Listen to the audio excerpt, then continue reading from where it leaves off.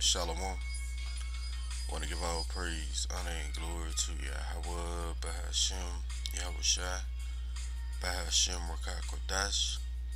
Double honors to my teachers, the apostles and elders of Great Millstone. Much respect to the brothers laboring worldwide in truth and sincerity. And salutations and blessings to the hopeful elect. Believing on the words of Yahawah, Bahashem, Yahawashi. This is Second Ezra, chapter 9, and verse 1. He answered me then and said, Measure thou the time diligently in itself, and when thou seest part of the signs pass, which I have told thee before, then shalt thou understand that it is the very same time wherein the highest will begin to visit the world which he made. Therefore, when there shall be seen earthquakes and uproars of the people in the world, then shalt thou well understand that the Most High spake of those things from the days that were before thee, even from the beginning.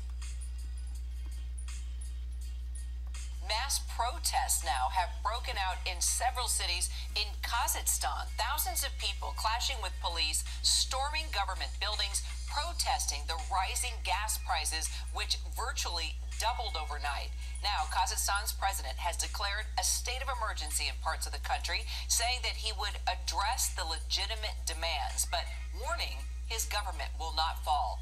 Senior foreign correspondent Ian Padel is monitoring the situation from London. He joins us now live for more. Ian, this is a rare sight for Kazakhstan.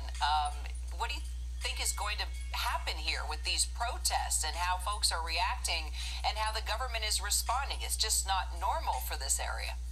Yeah, you're right, Kira. I mean, we forget that after the fall of the Berlin Wall, not all countries turned to Western-style democracy. Many of them have been governed by so-called strongmen, authoritarian leaders. Kazakhstan is certainly one of them. The situation there on the ground, as you say, just developing rapidly. We've seen these mass protests gripping cities across this huge former Soviet country. I mean, Kazakhstan is about the size of Western Europe. The demonstrations, as you say, sparked by this sudden rise in gas prices. Then they spread across the country, even though the government has made a whole bunch of concessions. The government there is a major energy producer, but as I say, it's being dominated by this authoritarian father figure, or father of the nation, who's been likes to be referred to, of Nursultan Nazarbayev. He's a former Communist Party boss and a key ally of Russia's Vladimir Putin.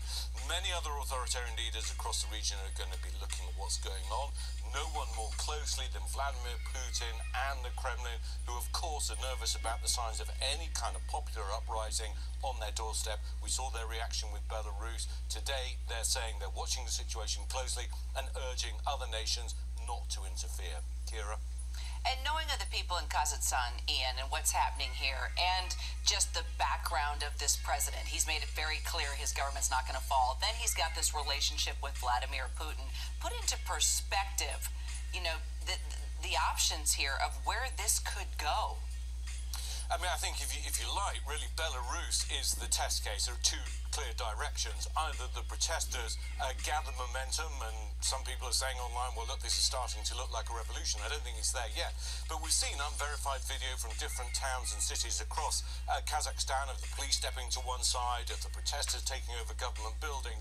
Perhaps it gathers momentum. We're now seeing that Nursultan Nazarbayev, who he's a former president, has this position of so-called father of the nation.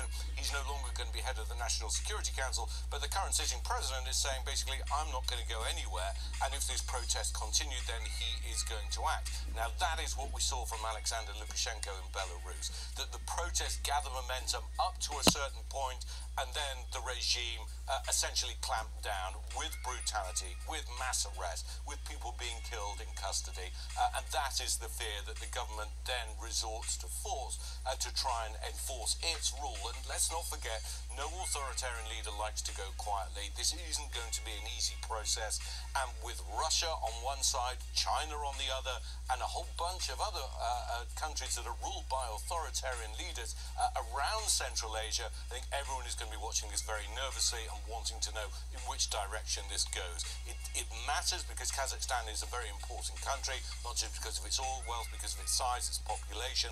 It's an important country in the region, but it also matters because of the signal that it sends to other countries in the region.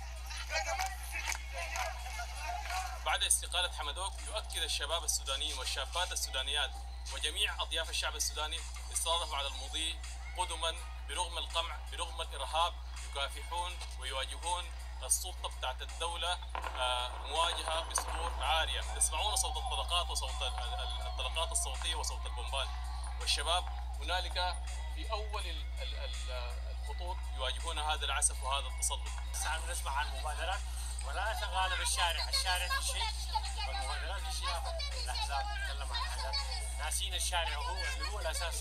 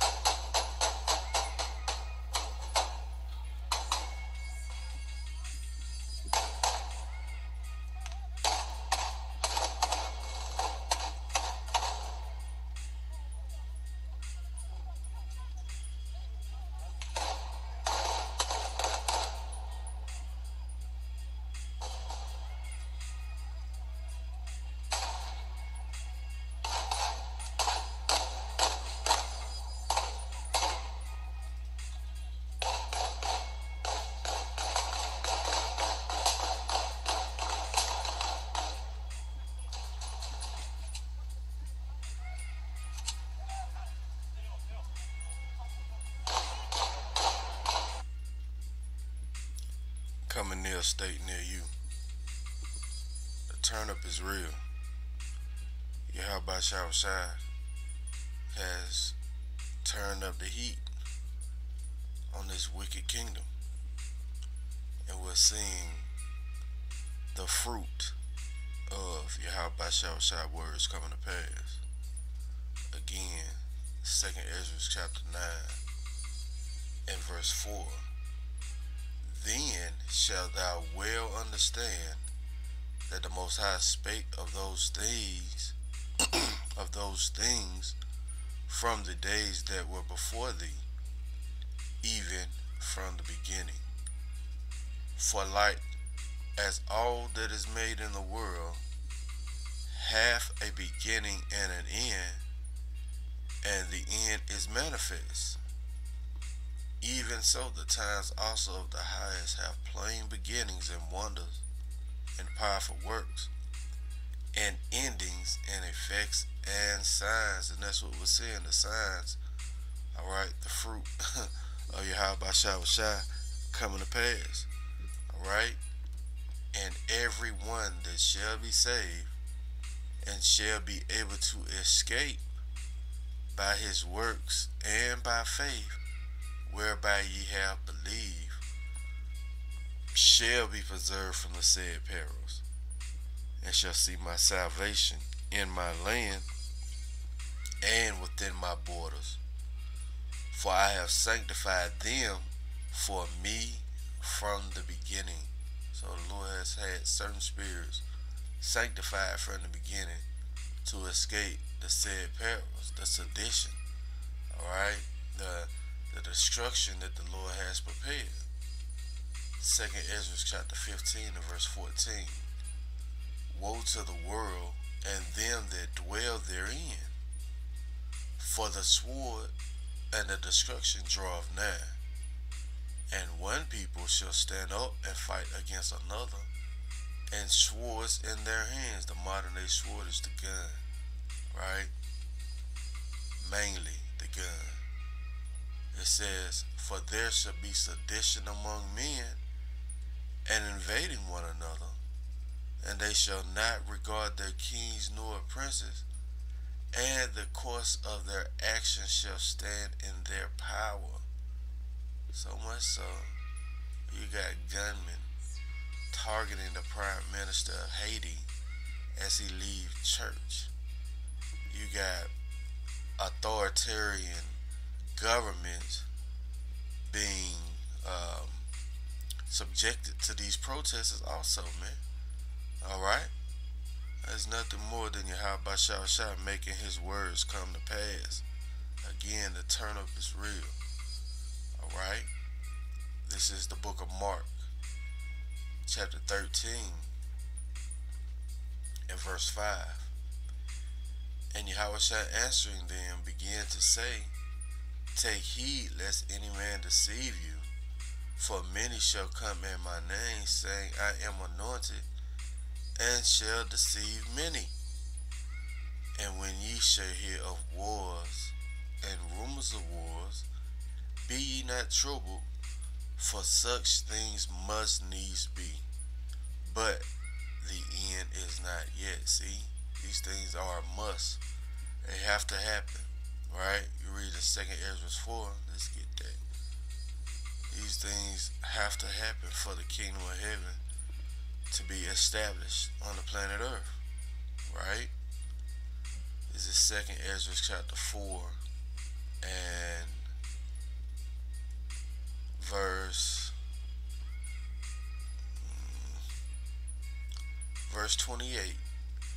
But as concerning the things whereof thou askest me, I will tell thee, for the evil is sown, but the destruction thereof is not yet come. See, it's already been sown, but it's an appointed time for the Lord to bring this system down. If therefore that which is sown be not turned upside down, and if the place where the evil is sown pass not away, then cannot it come that is sown with good, which is what? The kingdom of heaven. So we know these things have to come to pass. Alright? Matthew chapter 24 and verse 6. And ye shall hear of wars and rumors of wars. See that ye be not troubled, for all these things must come to pass, see, but the end is not yet. For nation shall rise against nation, and kingdom against kingdom, and there shall be famines, and pestilence, and earthquakes in divers places. All these are the beginning of sorrow. See, we just at the cusp of Yahawashi coming to save the elect of the children of Israel. We know we have two major prophecies that have to play out, which is the implementation of the charagma, and the stage is being set for World War III. And then all hell, man, you know, we're really close. This is 2nd Ezra chapter 16 and verse 17. Woe is me, who will deliver me in those days? The beginning of sorrows, see? The beginning of sorrows and great mournings. The beginning of famine and great death. The beginning of wars and the power shall stand in fear, the beginning of evils. What shall I do when these evils shall come? Behold, famine and plague, tribulation and anguish are sent as scourges for amendment. But for all these things they shall not turn from their wickedness, nor be always mindful of the scourges. So these certain signs that the Lord is sending out are for the elect to consider, to repent, to return back to their power so they can be preserved from the said perils. Behold, victuals shall be so good cheap upon earth that they shall think themselves to be in good case, and even then shall evils grow upon earth, sword, famine, and great confusion. Alright? And as the scriptures say in Acts 14 and 22, confirming the souls of the disciples and exhorting them to continue in the faith, that we must through much tribulation enter into the kingdom of the Most High. And we at the beginning of these sorrows. That's going to be it for the lesson. Lord willing, it's been edifying. I want to give all praise, honor, and glory to Yahawah, Bahashim, Yahawashi, Bahashim, Rawchaa Qadash. Double honors to my teachers, the apostles and elders of Great Millstone. Lord willing, coming at you with another lesson. Till the next time I say Shalom.